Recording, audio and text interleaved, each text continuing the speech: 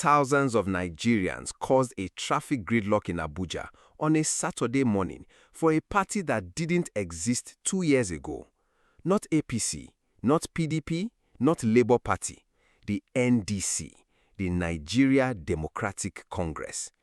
And here's what nobody is really asking. Why would Kwankwaso, a northern political heavyweight with his own movement and his own base, publicly support zoning the presidency to the south? What exactly did Peter Obi promise him? And what does this mean for the 2027 race? Stay with me, because the answer to that question changes everything.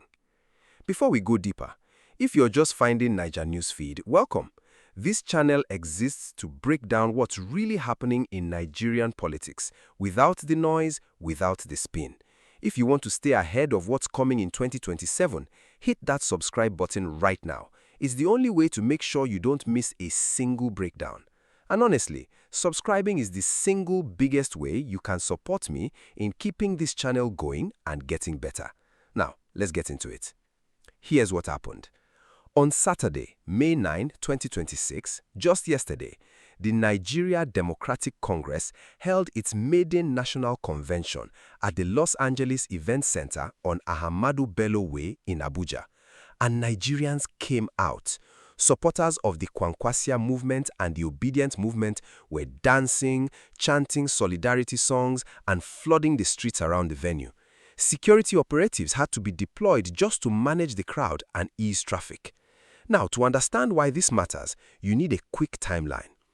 December 2025, Peter Obi leaves the Labour Party and joins the African Democratic Congress, the ADC. Early 2026, Kwankwaso also joins the ADC. The two men are now on the same platform for the first time. May 3, 2026, just 1 week ago, both Obi and Kwankwaso walk out of the ADC. Obi cited internal crises, external interference, intimidation, and a hostile political environment. They received their NDC membership cards at NDC National Leader Obi-Kwankwaso-Dickson residence. May 5, 2026, 17 members of the House of Representatives officially defect from the ADC to the NDC during plenary on the floor of the National Assembly. May 9, 2026, the NDC holds its inaugural national convention, and that's where yesterday's drama happened.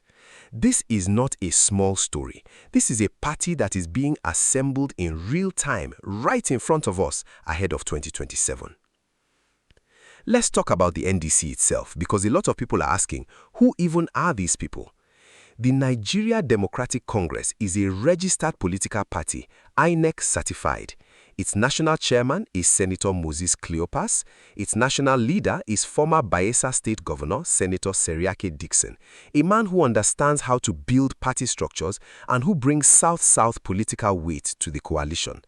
The party has set up national vice chairmen across all 6 geopolitical zones. That's deliberate. They are trying to build a structure that looks national, not regional.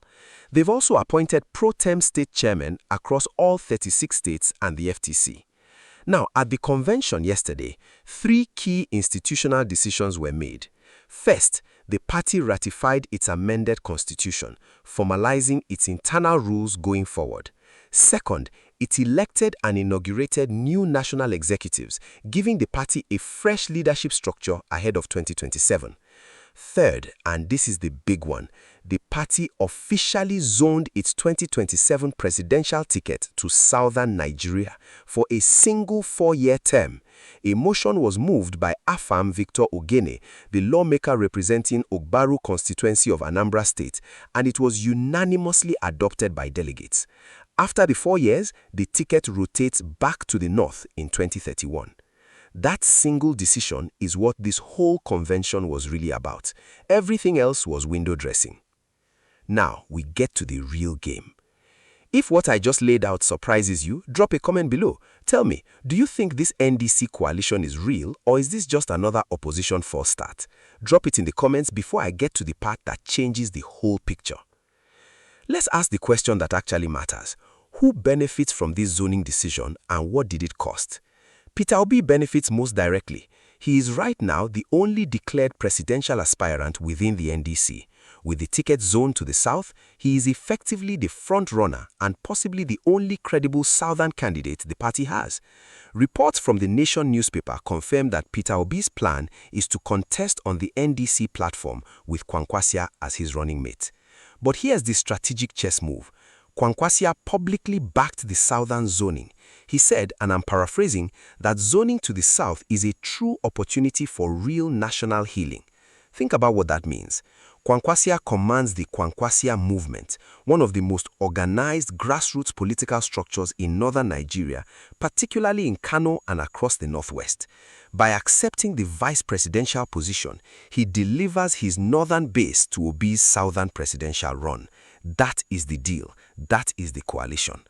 Now, why did Obi leave Labour Party, then the ADC, and end up here? At every previous stop, there were competitors for the ticket. In Labour Party, internal factions emerged. In the ADC, former VP Atiku Abubakar and former Minister Rotimi Amechi were both in the race. At the NDC, Obi is right now the only one. The ticket has been zoned to his region, the deal has been made with his running mate. This is the most favorable political environment Obi has been in since 2023. And Dickson, he is the anchor of this whole structure. Former governor, serving senator, South-South. He brings the third geopolitical dimension to the coalition: South-South, Southeast, and Northwest. The silent force here is also the 17 House of Representatives who defected from the ADC to the NDC. That gives NDC a footprint in the National Assembly, which means INEC cannot ignore them. It also signals to other lawmakers sitting on the fence that there's a credible vehicle here. Let's zoom out. Nigeria is heading into 2027 with a fragmented opposition. The PDP is in crisis. The ADC is now weakened by the departure of Obi and Kwankwaso and the defection of 17 lawmakers. The Labour Party has struggled to maintain the momentum it built in 2023. What the NDC is attempting is something very specific: a Obi-Kwankwaso alliance that combines Igbo political energy from the southeast, Kwankwaso movement strength from the northwest, and Dickson's south-south base, 3 of the 6 geopolitical zones, and 3 of the most electorally significant. Peter Obi said it clearly at the convention, and I'm paraphrasing: Nigeria is not a poor country. It is a country that has been made poor by poor leadership. He spoke about moving Nigeria from a consumption economy to a production economy, about unlocking the agricultural potential of the North, and about manufacturing across the Federation. Kwankwaso added that insecurity has created widows and orphans across the land. That's language designed specifically for northern voters who have watched their communities destroyed. The economic subtext here is clear. This coalition is speaking directly to the pain that ordinary Nigerians, north and south, are feeling right now. Whether they can turn that into votes is the bigger question. Now, let's be honest about the criticisms, because they are real. The strongest argument against Peter Obi and the NDC is this: party hopping. Obi has now been in APGA, PDP, Labour Party, ADC, and now NDC. The ADC, the presidency, and several political commentators have made this point directly, that Obi moves parties whenever a stronger competitor appears and blocks his path to a presidential ticket. That is a fair observation. The question is whether Nigerian voters, particularly the obedient movement, care more about the man or the platform. History says many of them care about the man. The second criticism is about the NDC itself. It is a brand new party with no electoral track record. Winning the presidency requires structures in 24 states plus the FCT. Right now, the NDC has pro-tem chairmen, temporary ones, across the states. That's not the same as deep grassroots structure. The third point worth noting: the presidency spokesman has already mocked the NDC, saying the party has no manifesto and no real plans for Nigerians. That tells you the Tinubu camp is watching and beginning to position against this coalition. Here's what to watch for in the coming weeks and months. Watch for whether Peter Obi formally picks up the NDC presidential nomination form.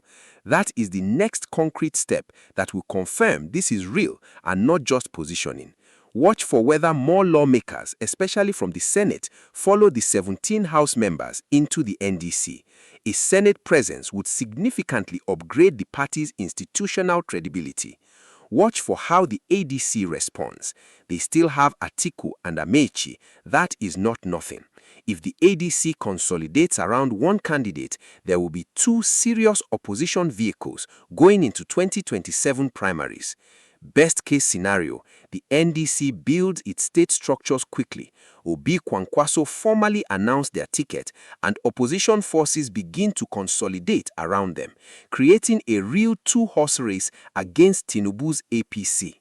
Worst case scenario, the coalition fractures before the primaries, the party's weak state structures are exploited, and the NDC ends up splitting the opposition vote without winning, handing the APC an easier path to victory. The truth is, we are still early, but what happened in Abuja yesterday, thousands of Nigerians causing a traffic gridlock for a party that barely existed 6 months ago, tells you something.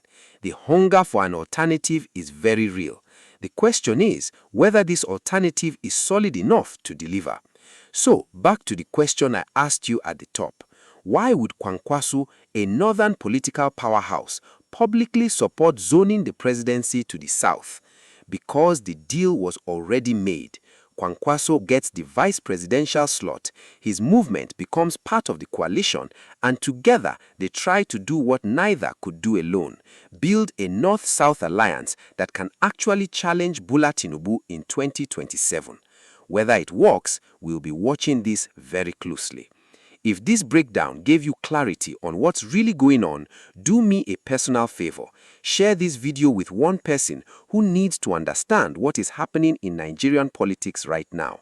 And please, subscribe to Naijanewsfeed.